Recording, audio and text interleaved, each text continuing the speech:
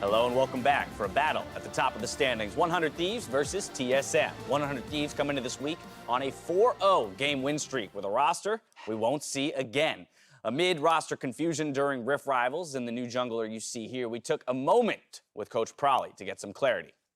Big takeaways from Rift Rivals was, I guess, we got to question our read on the meta a bit more. I think everyone in NA got to watch the European games, so we knew what we were going into. And everyone in NA kind of took the pride route and decided to play against their best to see if we can beat it, and no one could really beat it. So I think we learned a lot from Rift Rivals.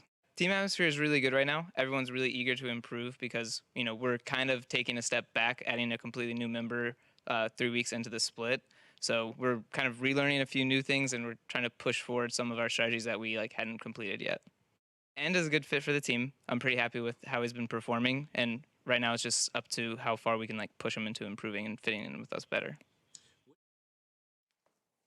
Citing pride as one of the big reasons that NA fell short against EU, but recognizing again that with that kind of punch to the face, they need to make some changes to come back even stronger this time around. With that, someday back in the lineup, and Onda will be slotting into that jungler position. And obviously, I think we're all excited to see someday back. I felt bad for Brandini kind of getting the brunt of that pride going up against the Aatrox a couple of times. In a funnel comp. Yeah, no help coming against a Nocturne as well. Yeah. So he, you know, I didn't think too badly of Brandini, but someday was playing one of the best top laners in the league, so very excited to see him back in. And Onda, when we saw him last split playing on FlyQuest, he had some good games, some bad games. Looked really good on things like Jax and Zach, and not so much on the other champions. Yeah, and I think with Someday, I'm going to be looking to him to really step up and be a carry for this team because you're losing a little bit of veteran presence with Meteos. You're hoping that the rest of the team, like Aframu, can step up in that way, and it's all on Someday, Ryu, and Cody to be the big carries for that team. All right, now on the flip side, TSM, they had the week off, and they now have a chance to take down 100 Thieves with a new roster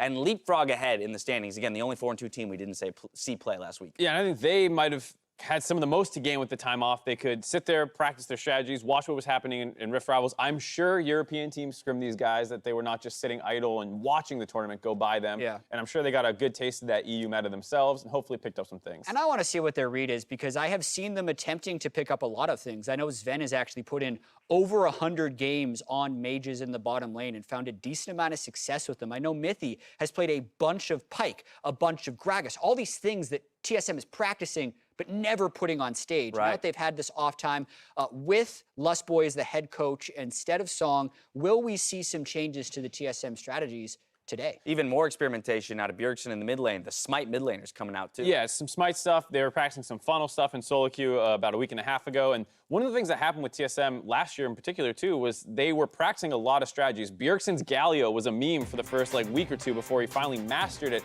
And hopefully we see a similar thing happen with the new strategies emerging. All right, well, as the teams load into Champion Select, it's our turn to hand it off to the casters to get us into the game. Thank you very much, Dash. We are hopping into Champion Select now. Let's see how these two teams at the top will go about battling it out here today. Yasuo and Syndra banned out by 100 Thieves. TSM going to respond by keeping Aatrox out of the game. I expect we're going to see a lot of that portrait on the ban list these days, as Nocturne will also get banned out. Yeah, expecting a Zoe somewhere in here too, potentially Kindred, which is a top tier jungler. But Pyke, both guys can play. And, ooh, Swain actually ends up being the champion. Interesting because TSM hasn't really played that much Swain. It's been a lot of bruisers, 2 Aurelia, 2 Darius games for Bjergsen out of his 6. Well, we did hear that Sven had been playing some mages in the bottom lane, so might be a ban towards that as well. You never know exactly, as Morgana will be the final ban from the side of TSM, and 100 Thieves will lock in Rakan to start things off. And I really like this because the Rakan sets it up for Aframu on this playmaking champion, but also it means that Cody-san can get to play something like the Xayah and they can do a funnel strategy. Whereas TSM, they have yet to play something that's not a marksman or do a funnel strategy here. So Sven has played pretty much Ezreal, Kai'Sa, and Varus this split, and the question is TSM going to bring something new out here today? Because 100 Thieves, their best strategy previously, because they didn't even play this at Rift Rivals, was to funnel Cody. We saw none of that at Rift Rivals. The 100 Thieves, let's snap back to the NALCS, they're on a 4-game winning streak since they started funneling Cody and making it a strategy that is quite good for them. But we will see the Xayah locked in to complement the Rakan. TSM picking up Talia in their first rotation. We will see that champion again. We saw it played to some pretty solid effect in the previous game. We'll see how well they can use it on the side of TSM this time around. Alistair also locked in over there, as Dr. Mundo will go where he pleases on the side of 100 Thieves. The question is, are they just going to lock in another thing like the Darius here for TSM? Because right now, Hauntzer has not shown pretty much anything this split. 4 Aatrox games before the changes and 2 Dr. Mundo games. So Darius, the counter pick that you would assume would come through in that top lane, because Dr. Mundo, it was pretty much before in the last 2 weeks, Dr. Mundo was just like, oh, you blind pick him, he's fine. The matchups he loses, he doesn't lose them that hard. He cleaver farms under turret, he gets extra AD for last hitting with his E, so he should be able to just kind of sacrifice the lane. And the Darius will zone you, sometimes force you to fight if he freezes, and so it's a really good champion in terms of counter pick to the Mundo. And you can see, generally when I see a champion with a stat like that, a win rate as high as 80%, that generally indicates to me it's not a general pick, and it is something you specifically use to counter another strategy. Exactly, and that means that they had this kind of in mind. We just saw this matchup in the Echo Fox Counterlogic gaming game, and it did kind of decide the game from the top lane and trickle into other lanes. And they had the Talia in the mid lane, not the jungle, which we had seen it before for CLG. And this is looking very similar so far on TSM side to what CLG was playing, except you would sub out the Alistar for the Rakan. Second part of the ban starting up as Galio is banned away by TSM. Varus banned out by 100 Thieves, targeting the 80 carry pool a little bit there, expecting Sven to stick true to his roots, not play any of those mages, instead going for the marksman type champions. Kai'Sa's actually been pretty absent. Rageblade nerfs happened, but she's still a fantastic champion, even to funnel, but it looks like so far in our first 2 games, we've not seen her banned or picked. But we will see the Zoe ban that you were potentially expecting during the first ban phase. Did make it all the way through the first half of the picks, but will be taken off the table now as the final ban of the game for TSM. 100 Thieves with 5 seconds to respond with their last ban before TSM gets that next pick, and it's Shen that they're going to keep away from TSM support. And this is an interesting position for TSM to be in, because 100 Thieves, they may have either their bottom lane or their funnel jungler plus mid lane locked in here. But the top lane is pretty ambiguous. I mean, I'm pretty locked in, sorry. The rest of it's ambiguous. So they could actually, 100 Thieves could lock in something that is a bottom lane combo here, and like a mage plus, I was gonna say Fiddlesticks, but like a bottom lane that has mage in it and a support, and try to just change things up and go back to the strategy that they had previously before Onda was on the roster.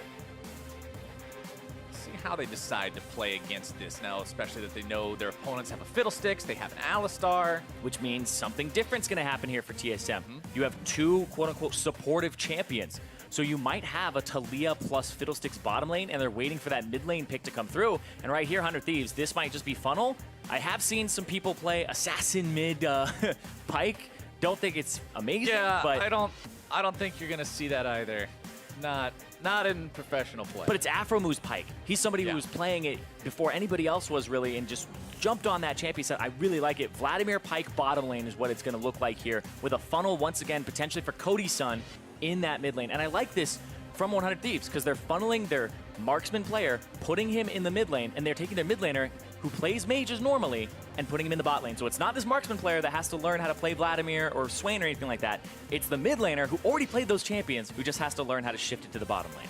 You said, Zyrene, when we were talking about Rift Rivals, when we were talking about TSM, you said, I'm sure they were scrimming the EU teams. They weren't just sitting around. Well, TSM seems to have learned something here. They've learned about Heimerdinger Fiddlesticks. It didn't work so well for Echo Fox. We'll see if maybe TSM has cracked the code and learned something that the others did not, as they will be going up against the first Pike pick in LCS Summer. Afromoo is charged with making an impression on this champion, and honestly, if I had to pick a player to do it, it would probably be Afromoo. Yeah, and Afromoo loves the playmaking, loves this champion, and it's a very slippery champion. The E is very good at making sure you can get away or get in, because the stun following, it means somebody's right behind you and you're trying to get away, them flashing after you does nothing. Like, they have to dodge it. He's so hard to catch. He's such a little weasel sometimes. It's the perfect way to put it. Yeah, he's just really darn hard to get a hold of, but we'll see how Afromoo can try to outmaneuver, outplay his opponents. Jat did showcase some of the Heimer mechanics for us at the end of the last game, so we'll see how well executed those will be in the hands of Sven. And I want to see what this looks like in the hands of Sven, like you said, because he was somebody who's only played marksman, somebody that it didn't look like there was adaptations going on, and TSM was a team that hadn't done a funnel yet. They were one of the only teams in the NALCS to not even attempt it on stage. Right now, though, Bjergsen has Smite. Grig is on Alistar. This is a funnel for Bjergsen on Taliyah, and then the bottom side has mages. Seems like TSM, they have been very effective with their off time, and they're coming into this game taking it very seriously as the one team that was tied for first place that didn't go to Rift Rivals. And that's what TSM fans want to see, especially after the outcome of last split, which was TSM's first time not making it to the finals. They want to see a rebound. They want to see a bounce back. And this kind of adaptation, this kind of using your time to discover these new strategies and make sure you're mastering the meta as fast as everyone else is, very important. And it also means that TSM fans at the end get to say, we didn't send the strongest teams to Rift Rivals. We had 4 teams at the top. TSM maybe should have been one that had gone, right? If they wanted to showcase the power of North America. And that would give them bragging rights here if they're able to take down 100 Thieves, who really did have a very lackluster tournament. And this is also 100 Thieves' chance to show that all those roster swaps that were so controversial and so talked about were for the best. If they can come out and make an incredible showing here in their first game with the new roster, going up against one of the other teams that is tied for first, that's one way to inspire confidence in your fans, to say, stick with us on this, trust these decisions, this is going to work. Exactly. It's kind of like, it's a process that eventually is going to work itself out here. And I wonder what's going to happen, because Bjergsen has Smite. He'll start on the red buff and then smite it, I would assume, because it's a funnel here where the Alistar will hold the lane. Grig will hold Thieves are not just going to allow TSM to get that kind of a start free of charge, however. Yeah, because they have 4 people here. 4 people strong. They just have the Vladimir bottom lane by himself. And it's funny because I thought originally that Aphromoo would be the Rakan because he loves that champion. It just seems like Pyke, he loves it a little bit more. So Aphromoo is going to be the person who's in the bottom lane alongside Ryu and playing that Pyke. Where Onda, the new guy, the jungler that they had picked up, is going to be the person funneling Cody-Sun because the Xayah Rakan combo is one you do not want to break up.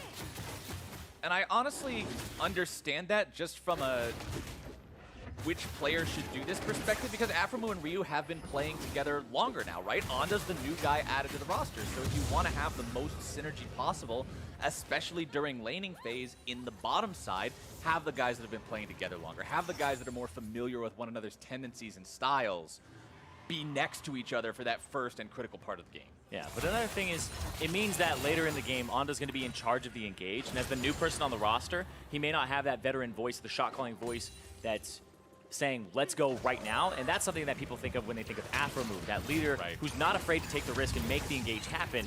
So he's going to look for some picks, but it's not going to be the same type of engage as you would have from somebody like the Rakan, the snap engage, we are fighting now type champion. There's pluses and minuses to putting each player in either position, and obviously this is the one that 100 Thieves have opted for. This is what they think will be the recipe for success. They'll send their funnel towards that top scuttle crab as bottom side is Aphromoo making the pull onto Mithy, bringing him underneath the turret.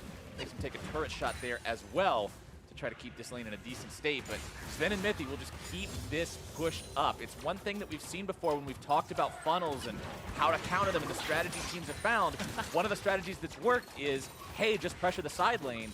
But if Heimerdinger and Fiddlesticks are making it so their opponents are just stuck under the turret, constantly getting harassed, it's hard to do anything. Yeah, it's very hard. And the silence is bouncing between the two of them. It's hard to last hit when that's going on. And it's interesting that I was just watching how Aphromoo was using the Bone Skewer. Before he used it on Mithy, but right there, he like threw it out, pulled a turret towards him. I believe he's trying to get the turrets off from pushing, or he's gonna make it so that they're so far up that they are pushing automatically. And it's kind of interesting as well, because later in the game, if he goes for a Bone Skewer, if you're Heimerdinger, you can place down a turret to block it.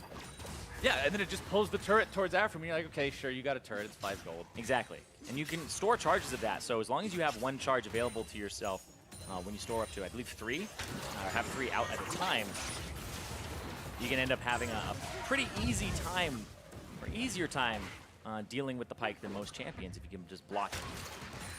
Farm is staying pretty close between these two squads down here, 23 to 28, We'll get a little bit closer as long as Ryu's able to farm those up underneath the turret. But Grig wants to potentially make something happen here in the top side. I like it. It's the support jungler Days gank. Mundo.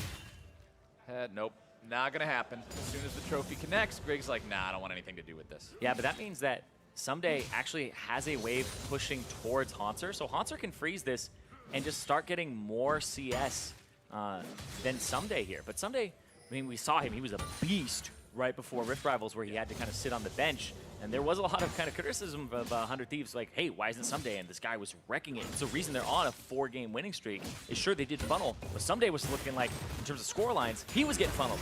He was the guy, yeah, he was the guy who made the massive Jack save at the Nexus, the guy who found the 4-man stun when it looked like all hope was lost. Playing out of his mind up until Rift Rivals, where, like you said, he wasn't fielded as part of the roster, surprised a lot of fans. People were wondering where he was. Now that he's back, can he keep up that performance? Is the tempo, is all that momentum from before that little bit of a break week for him still here?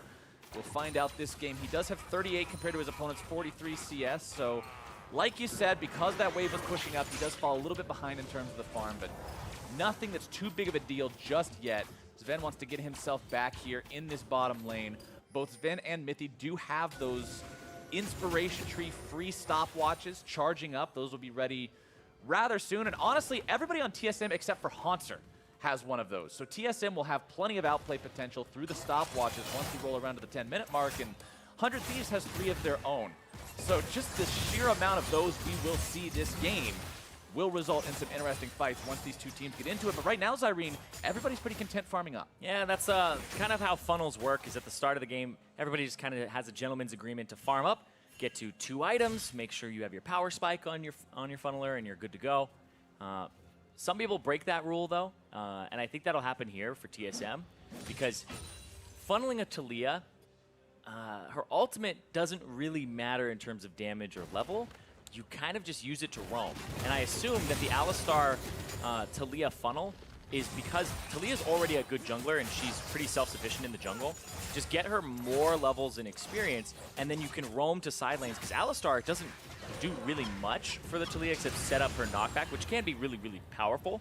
But I'm just seeing this as a roaming squad. I'm expecting Grig and Bjergsen to start going to side lanes and like 3 or 4-man gank. I'm starting to get Season 1 flashbacks for anybody watching that played that long ago, when support was, okay, Alistar, hit level 2, and now just walk around the map forever. River Shen. Trying to get, yeah, River Shen, except it was Alistar, and his only item the entire game was a Philosopher's Stone and a Heart of Gold. Ah. Old school. Sometimes Cage is picked, too. Oh, yeah, you get Cage. If you were really far ahead, if all the ganks were working out, then you could get Cage's pick. Old school items. Sven and Mithy will continue putting damage into this bottom lane tier 1 turret. Now, they've already got it down to 1/3 HP, 7.5 minutes in. They haven't got any help from their jungler, from their mid laner. No rotation so far. This is just the pressure of Heimerdinger and Fiddlesticks. Yeah, the pressure, the fact that they both shove the wave, they poke very, very heavily. And honestly, the mana costs on those abilities are not that overwhelming either, where the Fiddlesticks E isn't really going to run you out of mana too quickly. Whereas when you're playing Brand, the W does actually cost a decent amount, and you can run yourself out of mana pretty easily, especially for like the damage return, because if you miss it versus a point and click that's guaranteed with Fiddlesticks. On to still level 5, Grig the same. So neither one of these two supports having that big ulti power just yet. Cody and Bjergsen both level 8 on these funneling champions.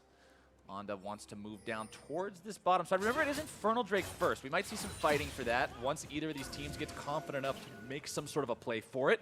I would expect that to be TSM before 100 Thieves with the amount of control they have over the bottom lane. Yeah, and something that I'm noticing as well is mobility boots for Grig, first item. This is for him to run around, escort Bjergsen, go for plays, and right here, they have the mid lane shove. Are they going to go for the bottom lane, like you said? Because you said Infernal's up. Seems like a perfect time to actually go for that Drake. Like you mentioned, Taliyah is a champion that's very capable of jungling. Does a lot of damage, just shredding through the Infernal Drake's health bar. As long as she's got enough room to create more worked ground, she can get the objective very quickly, have Grig tank for it. Meanwhile, bottom side, I heard you like objectives. I got some objectives for your objectives. The tier 1 turret goes down in the favor of TSM. The Infernal Drake will join it shortly thereafter, just 9 minutes into the game. things are going according to plan for them. And that was really good from TSM, because what they did is they used the map to their advantage. Blue buff was coming up for 100 Thieves on the opposite side, and it's all about efficiency when you're funneling. So Bjergsen and Grig knew that when they pushed up that mid wave, the next thing that Cody Sun and Onda had to do was answer the wave and then go to their blue buff if they wanted to keep that timer cycling. And so they were able to go to the opposite side of the map, pick up the Infernal Drake, and go for the turret. And the reason that Ryu and Aphromoo had to back up is because they don't have any vision in that area. They just saw Talia and Alistar go into Fog of War, and Two of the deadliest roam champs there are. Exactly. So it was really well played from a macro sense, because it was basically they were putting 100 Thieves in check. And 100 Thieves couldn't be aggressive. They had to move their king away. TSM feeling good about these plays so far, up 1,500 gold with the bonus stats from the Infernal as well. Now seeing if they can make anything happen here in the mid lane. Mithy rotating around now. He's been freed up from needing to make sure he's staying bottom and applying that pressure with the turret already down. It's Sven who's made his way to the top side. He'll start pressuring this top side now against the Mundo, who's not going to have a super fun time trying to deal with Heimerdinger like that. Yeah, this is actually a really interesting funnel composition from TSM, because funnels are usually very focused on just making sure this one champion is very strong. This actually seems like a pressure funnel, where your champions aren't things like Lulu that are going to buff people up or Shen that are going to protect them. It's like these are engaged champions, Alistar and Fiddlesticks. When you rotate around the map and you have that pressure bottom Heimerdinger that gets you the turret, you start getting these turrets faster than your opponent.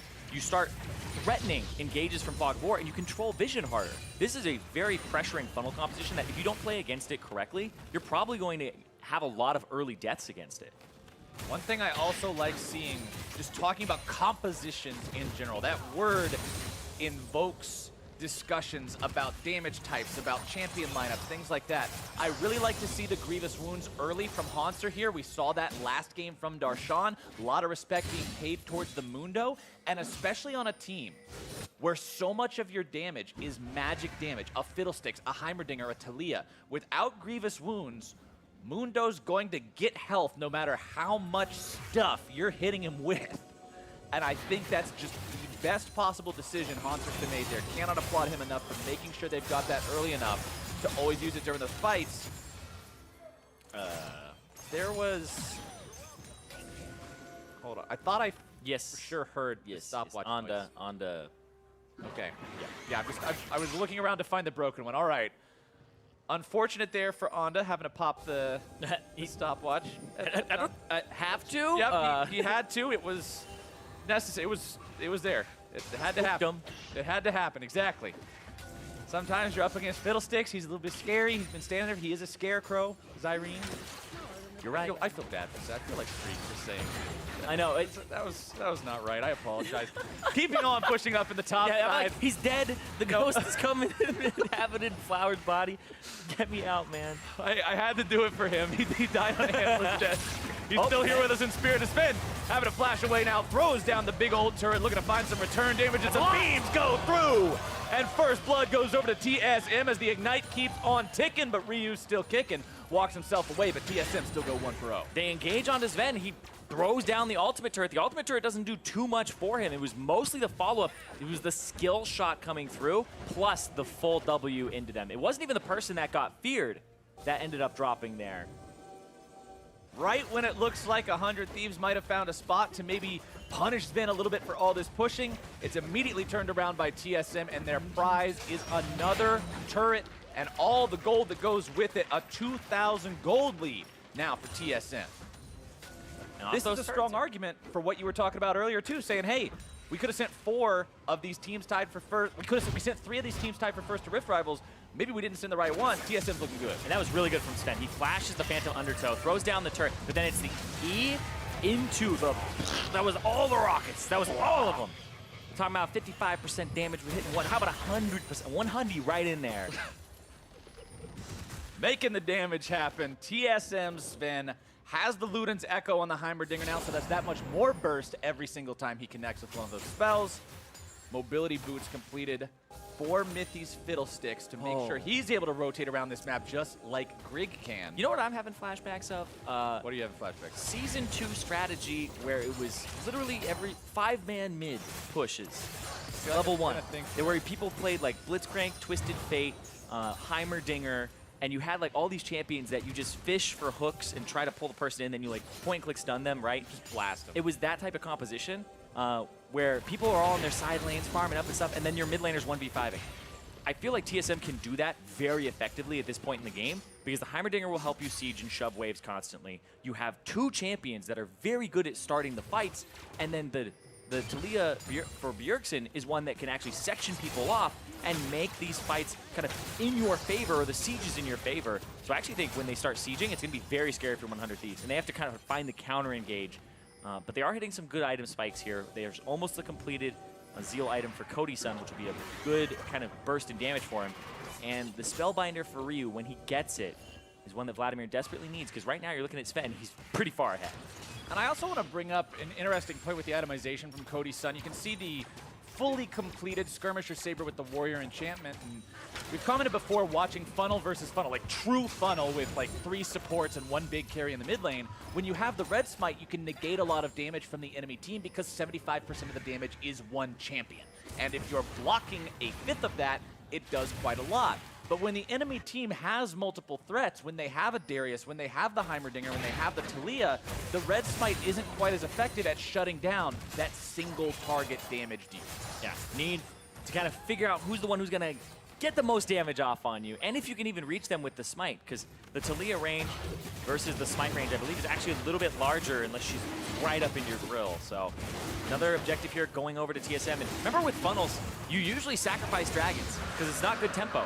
Right. You're usually sacrificing early dragons. Funnel versus funnel, it's whoever knows kind of the map movements a little bit better here. Which seems to be TSM. But we'll see right here, because they're actually going to collapse. Mythy decides to go golden. Sven's gonna do the same thing. Mythy tries to see you later, buddy.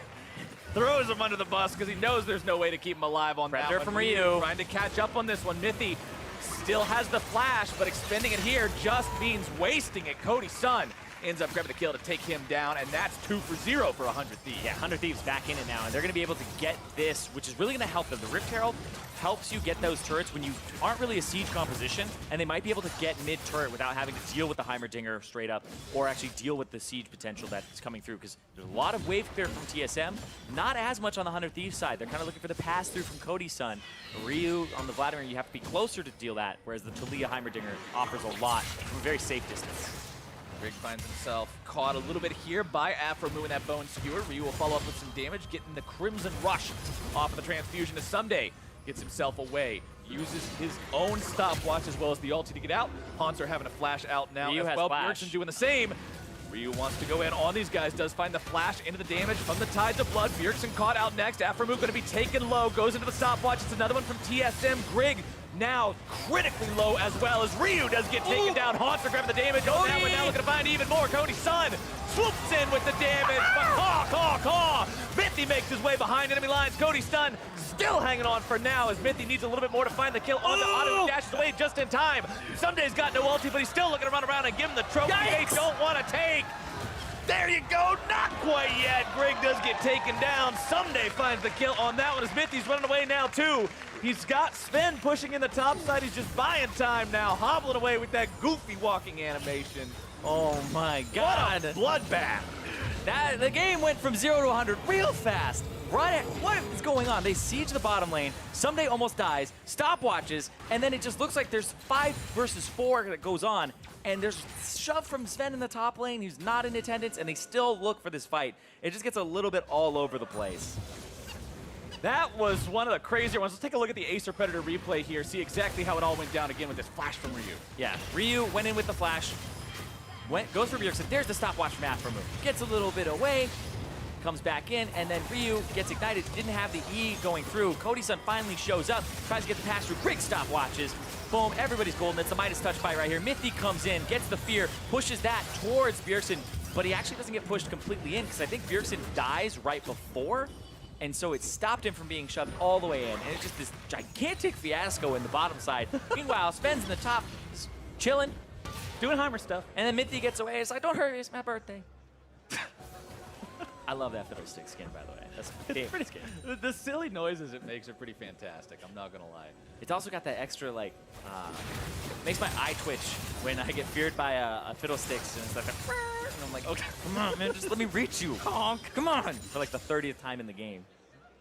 They're not going to have a fun time trying to reach him as the game continues. Level 9 on Mythy's Fiddlesticks does mean a maxed out Terrify, so max duration on that one, which I believe is, 2.25 seconds. On a targeted ability is incredibly effective CC for anybody who oversteps their bounds in these team fights. Yeah, and no 3 cleanses this game. No. Like CLG had versus the Fiddlesticks. Even though Fiddlesticks was kind of like the only CC was Fiddlesticks Heimer, and they brought triple cleanse to make sure that they would never die in that bottom lane. And right here for 100 Thieves, they might have to buy some QSSs later. There's one already on Cody Sun to make sure that doesn't happen again. Ryu looking to flank this fight, though. Here comes your channel. Tides of Blood goes down, able to drop the Hemo Plague onto Deuce. Then being one of them, Bjergsen going to be caught out here. A lot of damage onto him. Cody Sun blowing him up immediately. And 100 Thieves seem to have found their stride here in the mid-game. And that's interesting because Bjergsen's a lot of the damage. Now Sven, Hans are kind of the ones that have to take up the reins. And 100 Thieves, the Baron just spawned. The smite is down. I think they're just going to go for push here. Try to go for 2 charges off of Shelly. Shelly rearing to go for another one. There we go. Kapow! Takes down 60% of the Purist health just like that. As they got Grig. Finish off the rest. Grig using the ultimate to keep himself alive. Not too worried about going down there, but forcing out that ulti severely restricts his playmaking potential until it's back up. Alistar going in without the defensive capabilities of that ult. Oh, way too risky. Yeah, it's really risky. And on the other side, you're talking about playmaking ability. Onda's about to have flash up. It's up in 4 seconds here, which gives him the opportunity to have that snap engage. When Baron's up, that's what you want to be doing, getting snap engages onto the Fiddlesticks or the Heimerdinger. Well, Fiddlesticks is about to have, he does have his Zonia's Hourglass completed, whereas Sven, he's not even going for it. It's Deathcap's second item here. So the Heimerdinger is actually a prime target to go for if you are Onda on that Rakan. Absolutely. Being able to just blow him up at the start of the fight. Yes, he can still place down the big turret. He can still get some damage off. The bottom side is Sunday, who's now finding himself eating a whole lot of damage. Apprehend pulls him back 3 people. Fight, That's and 3 there people. you go. TSM brings 3 to the bottom side to pick off the enemy top laner. What's the response from 100 Thieves? What do you do with this information? They're hanging around the Baron pit. They're looking to find some vision, but they won't start the objective themselves. And now it's Hanser bottom who will be able to push up, take down this tier 2 turret, put more money in TSM pockets, and they bite back. Yeah, that was 3 people bottom on Sunday. They were in position for Baron. They start it, half them start it, and then they just stop it. And they don't even actually do the Baron at all, or even start it up past a certain point where people were kind of just tickling it for a little bit. There's a hesitant play there where I believe it's because there was a teleport and that Bjergsen was there, and Talia gets to places really quickly. Ocean Drake live now. That's the second Ocean Drake this game. 3rd elemental overall. TSM with complete control over that so far. We'll see if 100 Thieves end up putting themselves in a spot where they can contest that as time moves on. But the big contest right now, the name of the game, seems to be that Baron area. Ryu wanting to use the Predator to get himself away. Has to flash out of the seismic shove as well. Bjergsen placing that one down just right as Ryu will get himself out. There's a really good use of the Spellbinder there. I don't think I've seen it for escaping a lot. It's mostly when you know you're going to be going in. So there's a really good use of Predator and a really good use of the Spellbinder on top of that. So I actually have to commend Ryu for that escape because it was really well done, especially since you play in Vladimir mid, you usually had something like Ghost to back you up, or you were running Predator. Sometimes remember back in the olden days before all these items got changed around and Vladimir almost always wanted to take Ghost just because it's like, hey, I got to get in there. But now you've got Predator. We've seen Vlad's build things like Shirelia's Reverie. We've seen things like the Spellbinder. There's so many different tools that the champion has to speed himself up and make it so he can do maneuvers like that. Yeah, and I thought it was strange because Vladimir became a bot laner and Predator actually, people stopped taking it on him. They started taking things like the Electrocute a little bit more frequently. I saw like carry every now and then, but just seemed like he wants to flank because he knows how to do it. But look at that Afro move dead. Oh, Afro move just instantly getting himself deleted. Onda tries to respond with initiation of his own mid. He's going to be taking very low survives for an extra second. But so far it's 1 for 1. Hanser goes into a stopwatch now to buy himself a little bit more time, but he's still deleted. Someday grabbing the damage on that one as 100 Thieves will also take down Grig. It's Bjergsen and Sven against the world as they kite themselves backwards. 2 fantastic champions for the job. Cody Sun getting himself out now. 100 Thieves will walk away with a 3-for-1 fight. 3 for 1, and that's Afromu dying at the beginning of it, but there's just all these stopwatches where I never know when they're going to end. I know. And I mean, neither does Mythy, because he threw it down there, and he ended up dying literally like the frame that the Hemo Plague went off. And so he just dies to just coming out of the No, stopwatch. I don't mean the duration of the stopwatch. I mean, when are we finally going to run out of stopwatches and inventories? Because I thought we ran out of them 5 minutes ago, and I'm still seeing top laners go gold. Yeah, that's the one where Darius went golden. I was like, oh, okay, we're still playing that game. All right. Cool. We're still there. Because there's 2 stopwatches, or I guess 2 hourglasses completed, and then we're free, Flowers. There's no more. There's no more left. People might buy some. But Bone Skewer to flip Mithy to the other side, and then Aphromoo gets locked up before he can Phantom Undertow, and then it was a really good ultimate and lock up there onto Mithy. Then Mithy gets out, and he just dies. And on the right side of the fight, though, this is where they get to regroup, because Cody-Sun had so many feathers. The pull-through damage there onto Hanser, and Grig, who went for the backline there, they just both get eviscerated, and it made it that 3-for-1. There was almost nothing that Mithy was even able to contribute in that team fight. Fiddlesticks not ulting during a team fight, it just feels really terrible for him and his team. And 100 Thieves did a great job of shutting that potential down there and counter-engaging when it looked like they might have been in a really bad spot. Now they continue to push up the mid lane. Cody-Sun with a little bit of firing time onto this turret is all he needs to secure that first tier 2 here for his team. And this has been the winning strategy for 100 Thieves. Funnel Cody. They didn't play it at Rift Rivals at all. They played like a Funnel Levi composition. They played like a Misfortune at the bottom lane. They never funneled Cody. And so they had this awful record with that lineup and with the strategies they were using. But they're 4-0 in their last 4 games. And they're looking to make that the 5-game streak here up against TSM that's tied with them in the standings, which would be huge. And it's showing that that's the winning formula, is Cody plus the other guys, which was working for them at the end of last split. Plus the other guys, which remember, happens to include a brand new name on this roster with Onda showing up. And so far, yeah, another guy that happens to be sitting at 8 out of 9 kill participation with 0 deaths so far. Onda's having a good showing in his first NA LCS appearance here with 100 Thieves. Yeah, he is actually having a really good showing. And I was about to kind of comment on the fact that the Rakan has to be in charge of the engages, and he got a really good mid-fight kind of counter-engage there and was able to lock up Mithy before he was able to Hourglass very early on in it.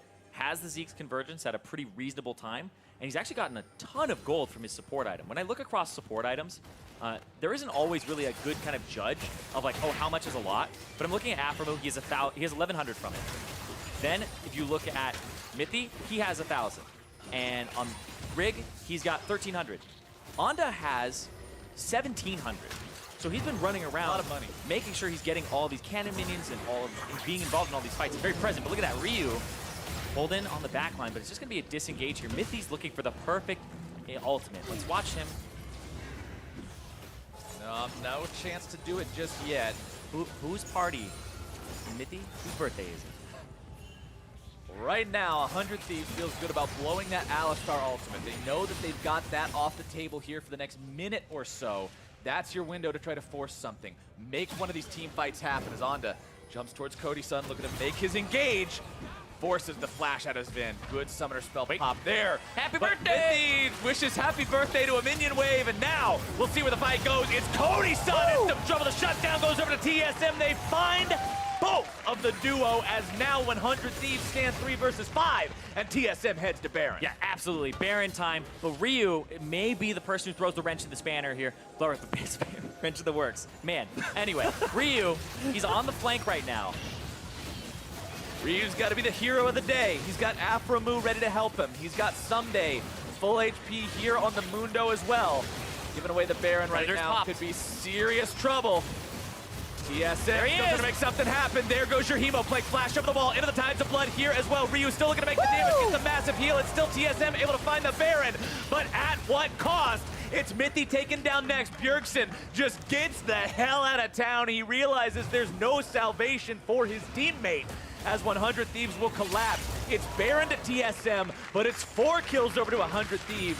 And with only one man commanding the buff, you can't set up a split push with Baron. You can't get full use out of that. 100 Thieves makes the best out of a bad situation. And this is exactly why when I see a bottom lane marksman player play Vladimir, and there's a mid laner that's fully capable of playing the Vladimir, just having to move to a different lane, I want to see the mid laner play that damn champion because they pull off flanks like that. Marksman instincts are everybody create space for me. Vladimir is a space creator who's supposed to find flanks in the fight, navigate them appropriately, and cause as much havoc and chaos as possible. That's exactly what Ryu does here. At first, Mithy looks like he's targeting him, then he's forced to blow Flash because he swaps targets to Cody. Cody drops, Onda drops, and it's a 5v3 when they started off. And this is perfect. You see Afromu is off on the right side, making sure that everybody's kind of herded up to the top left, and they're waiting for it. Mithy is waiting to maybe fear Ryu. But Ryu goes in, throws down the ultimate, channels the E on top of it, and tries to hit as many people as possible. He doesn't actually get the most optimal E, and that could have been even more devastating for TSM. But the fact that he gets multiple people with the Hemo Plague is scattering everybody and forces these two sectioned off fights where Afromu basically gets to 1v2, 1v3 on the side. He creates a good amount of space for his team. That's what I love seeing from a Vladimir player. Now 100 Thieves, even though their opponents got the Baron, are not in a spot where they're on the back foot. They're not defending against multiple lanes, multiple waves being enchanted with the buff, pushing into them at once. Bjergsen's the only one who can really give that blessing to the minions, and the Thieves feel confident still, pushing up into enemy territory. Haunser will be on split push duty right now for TSM, but it looks like the team's calling him back. They're saying, hey, we got 100 Thieves knocking at the door. Let's make sure we don't put ourselves in a bad spot where we lose an inhibitor. Exactly. Make sure that they don't have all this split pushing happening on them. But right now, there's kind of a scattered map, 6 turrets to 3, where TSM, they haven't been able to really get into the base just yet. They still have that middle tier 1 that they haven't cracked. Despite them getting the first 2 turrets on the outside very early on, now they finally have been able to get themselves back into a siege situation because 100 Thieves got back in this game off team fighting. But look at that. They're going to try to start another. There's Ryu on the flank. Onda going in. Ryu trying to come around from behind. Grig's already going to be about half HP. Haunts are going to be taken below half now as well. Someday continuing to look for some sort of a flank. Pops the Gargoyle Stone Plate, wanting to go in even further. Ryu having a damage off the side as Sven will now be taken incredibly low, bursted down by Cody Sun. Bjergsen trying to escape. Give him the credit cup. volleys, but here comes the trophy. He's saying, I heard you missed this one back in spring. Let me give it to you now as Bjergsen's going to be caught in between 5. The ultimate will not come through for the Pike, but it does not matter. The shutdown over to Ryu. And that was just a complete surrounding. That's a situation where you are panicking. TSM are running for the hills, but the hills are already occupied. 100 Thieves had them with the TP flank, with the fact that Ryu was coming in from the side, didn't even have to use his TP that time. So they're just going to have to be in a situation where that happens. Again, TSM feel like they have the upper hand. Onda comes in from the right, Ryu from the north, and then you have Someday coming in from the north as well. Hits Sven. Now they're slowed. They have to regroup. Oh, this is just so brutal to watch because section off to the right side. Ryu doesn't give a damn about the Alistar. Goes to the left, almost blows up Mithy here and instantly QSS's, but right there, they're already in the base. Those are long death timers because Bjergsen, he's already at that point in the game where he's level 17, level 18. Long death timers the higher level you are. He's still got 3 seconds left to respawn as the Thieves make out like bandits, taking 2 enemy inhibitors down, getting everybody out safe. And now they've got a clean path to victory, Zyrene. With 2 inhibs down, you set up shop in the remaining lane. You continue to push to pressure towards that. And the Thieves have to be feeling confident now, up 7,000 gold. Look at the itemization, too, on Cody Sun. Nearly full build, 6 items for this funneled Xayah. Yeah, he's very, very close to having that just full build. Bjergsen's also in that same area, though, because they have a large amount of CS for this time in the game. There it is, the Maw completed. But what I'm looking at is all these wards in the jungle from TSM. You see 100 Thieves wards that are in the north and inside of the base near the inhibitor that's dead. These are all flank wards that Ryu can utilize. So wherever you're going, you're going to be able to potentially get the Vladimir in the fight, especially that one that's by the inhibitor in the mid lane. You've got those, you've got so many ways to just keep track of where these guys are. And not only is it providing opportunity for your guys to make the flank, these are go-away Mithy wards. These are don't you jump over the wall and give us that surprise party that we don't want anything to do with, which is so important when you're playing up against Fiddlesticks. This is one of those lessons you learn after a couple solo queue losses to Fiddlesticks. You've got to watch the flanks. You've got to watch over those walls. And now 100 Thieves will push up in that last remaining inhibitor turret lane. Someday on the side, just ready to continue to throw those cleavers in, provide what harass he can, as the rest of the team will shove those minions up. But there's a lot of clear on the side of TSM. Yeah, and we talked about how for TSM, they could say, hey, no, we didn't send the best team to Rift Rivals or one of our best teams to Rift Rivals. 100 Thieves could say, neither did we. Yeah. We had a roster situation We were that was experimenting with some things. resolved, and that they can just go, yeah, this was the roster that was ideal for them or that they wanted to be able to send out there with the strategy of funneling Cody that has worked for them time and time again in the NALCS. And you said it, 100 Thieves' performance at Rift Rivals may not have been impressive, but before that, they were on a domestic win streak that they're looking to extend to 5 games if they can close this one out here against TSM. Monster cannot find the apprehend he was looking for against Someday. That's one of those ones where you go like, Doesn't even use the ult. felt like his apprehend was a little bit smaller than Darshan's. I feel like Darshan had like extendo range Had on that. bonus apprehend range, but Someday not even having to pop the ult. He's got the Warmogs on Mundo, so he'll regenerate fully anyway. 100 Thieves is still full strength, pushing up here. Baron spawning in 20 seconds. Elder Drake spawning in 30. Both teams with 2 Elemental Drakes mean it's going to be a sufficient buff for either side to get a massive damage bonus. TSM just stuck in their own base right now. There's no way out. This is full out defense mode. They know that one more big lost fight is going to be game. Yeah, and Ryu, he pushed the bottom wave, the last wave that really would be pushed into the turrets that they have for the last inhibitor, and that's the Baron being swept out here. TP from Ryu to reach the Baron as they're starting it up already. I like this from Ryu. Wants to make sure he's there right at the start of the fight. Mithy channels the ultimate over the wall, but it's going to be secured by Cody. No miss smite here today. Mithy already having used the Zonias now has to find himself some way at the pit as Ryu's into the background, also finding the damage down onto Zin. Quick drop to Cody's son as Afromu brings down the dunk onto Mithy. Support kills support. As 100 Thieves have managed to find kills onto 3. It's Haunter and Bjergsen versus the world. Ooh. But that world is crashing down around them as Haunter goes down. He takes Afro with him. Bjergsen's the last to fall. It's a double kill for Cody's son. And 100 Thieves will find the win. It was close. It wasn't clean, but at the end, 100 Thieves are able to take down TSM. 100 Thieves will extend that win streak to 5 games. They will take down one of the other teams tied for first place, and they will show that the roster might be new, but the Thieves are up to their same old tricks. A solid 36-minute win. And that puts 100 Thieves that much further ahead in the standings, having the head-to-head over TSM with that 1-0 and going up above them. But that's what you want to see. The 5-0 win streak has started for them. They said week 1 is a fluke, write that off. We didn't completely understand all the strategies. Now we come in, we've got a strategy that people have shown they don't know how to deal with it just yet. And that's funneling Cody. And this was, remember, the roster shakeup that had fans scratching their heads saying, wait, you guys are at the top of the standings now. You're making a roster switch up when you're in a 4-way tie for first. I'm not sure how this is going to work out. That's the kind of game where you say, it's okay, you can trust us on this. Because that looked damn good. Onda looked damn good on those recon engages and counter engages. Worked well with the entirety of the team, and they just made it happen as a unit.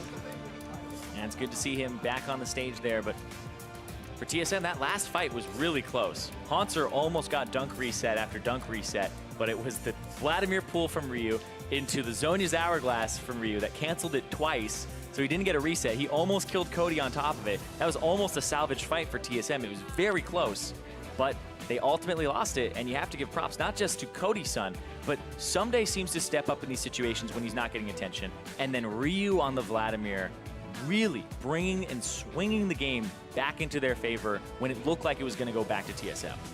Awesome win from 100 Thieves, but now we're going to send things down to Avali and the new jungler for 100 Thieves. Thanks, guys. Onda, congratulations. A welcome win for you onto 100 Thieves. How has the transition to the team been? The transition was really good. 100 Thieves have been treating me really well. Moved into a really nice house, obviously, with our Rocket Mortgage house. And then, yeah, they've been giving me everything I need to succeed. Yeah. And with a new team, what kind of opportunities do you see for yourself at 100 Thieves? The biggest one was like the team has really good communicators in Ryu and Afromu, and that's something I kind of like, I guess. So I think, yeah, that just makes it easier for me to succeed, and I think we can do really well as a team. Has there been anyone who's been maybe the most welcoming to you so far? I guess just Cody, because we're just friends for a long time, so yeah. Well, congratulations again on your win. And for more on the game, let's hear from the desk. Thank you very much, Avli. 100 Thieves picking up the victory here over TSM following struggles at Rift Rivals, but debuting the roster that they had intended to start following the trade, Onda and Meteos. There were a lot of questions surrounding what would be the strategic choice or decision of 100 Thieves with Onda in the roster here in Game 1 with him in the mix. Cody Sun Funnel still the answer. Yeah, and of course they have to switch things around a little bit. Afremu playing Pyke in the bot lane with Ryu as opposed to sticking Onda down there, which is what they were doing with Meteos before, but largely still the same strategy. The Xayah Rakan is a great combination for 100 Thieves. It's what they got a lot of their wins on last split as well, and so they're kind of continuing to do that. Yeah, and you also look at TSM's answer to it with the Taliyah and Alistair. That's a stronger pushing lane and a stronger roaming lane, and then TSM has winning lanes in the bot lane and top lane. So classically, this is very much an early game versus a late game team comp.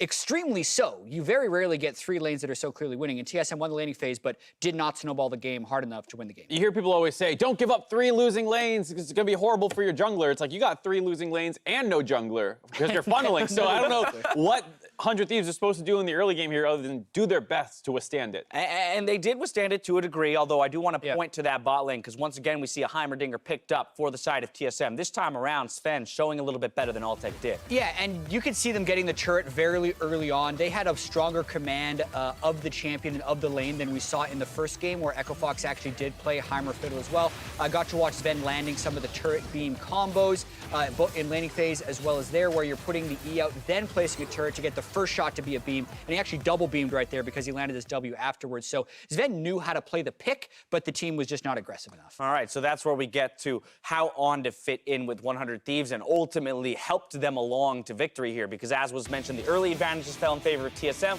but the team fights and skirmishes through the mid and late went in favor of 100 Thieves. I mean, double ER flash W, that looks pretty good to me. I think that's a great mechanical play following up on Ryu, who was probably calling that, who had that flank position. Yeah. And like you kind of hear in the interview, being able to follow up on people who have a large voice on the team makes your decision-making easier and it's much easier to slot in. Yeah, and I think it's a really important game for 100 Thieves to win. You're up against TSM, who's historically pretty high in the standings. They were actually coming into the day tied for first. He missed that engage, but I think that was more of a quick flash away from Sven.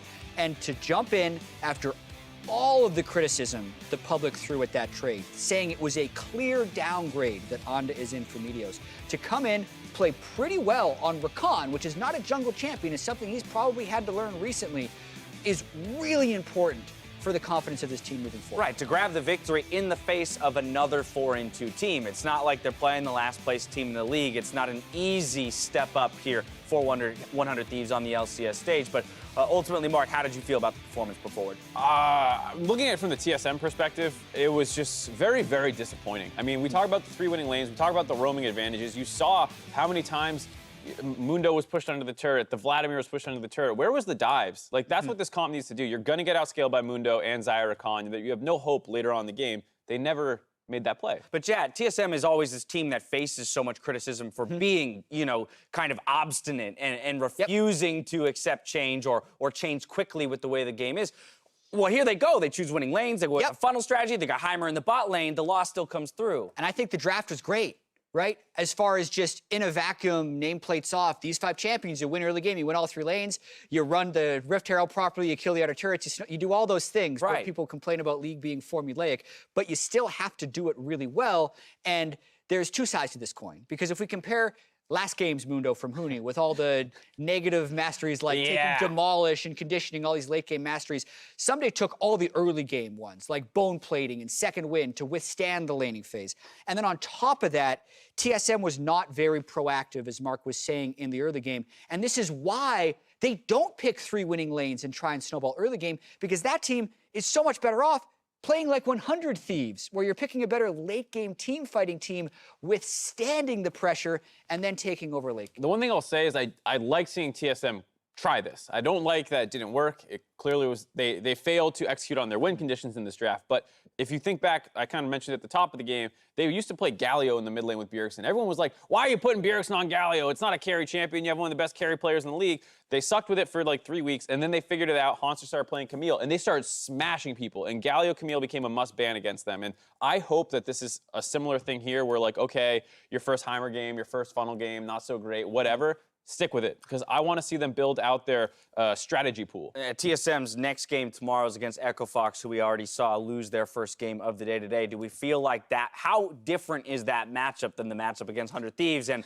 would you, Jap, be more comfortable with TSM running this same kind of draft into Echo Fox, or do you think they should go back to that withstand that you said? Probably more comfortable with them picking early game against Echo Fox, just watching the way that Echo Fox plays. But it's actually more on whether or not TSM can execute, because you either can snowball an early lead to victory or you can't. Yep. And they right now can't. All right, fair enough. Coming up next, it's Clutch Gaming versus Golden Guardians, where Kobe, Hooney, and DeMonte will be casting the game from the LCS Lounge on Riot Games 2. Meet us back here for Game 3 after the break.